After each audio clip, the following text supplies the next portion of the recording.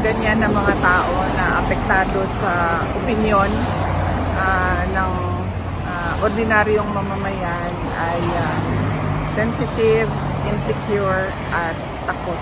Kapag Pangulo ka na, hindi na mahalaga kung ano yung atake sa iyo ng mga mamamayan kasi kasama yan sa trabaho mo.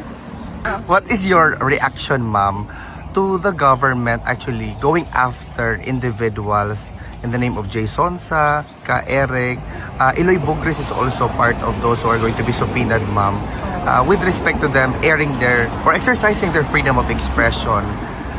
Do you have any reaction to this kind of attempt to suppress the freedom of expression? Ano yan? Masyadong sensitive ang mga ganyan na mga tao na apektado sa opinyon ng ordinaryong mamamayan ay sensitive, insecure at takot.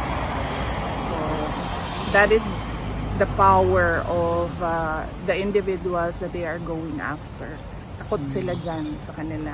If you are going to give an advice to this individual, ma'am, because knowing ikaw, ma'am, kaliwat kanan ang paninira sa iyo, but still you remain graceful, beautiful, radiant.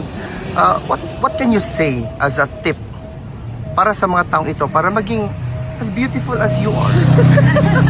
Unang-una, kailangan nila ng plastic surgery para habulin itong pangalawa, kapag Pangulo ka na, hindi na mahalaga kung ano yung atake sa iyo ng mga mamamayan kasi kasama yan sa trabaho mo. Dapat ang tinututukan mo ay yung paano mo maging mapayapa at maunlad ang bayan. Yan yung dapat na tinututukan mo, hindi yung kung ano yung sinasabi ng mga tao.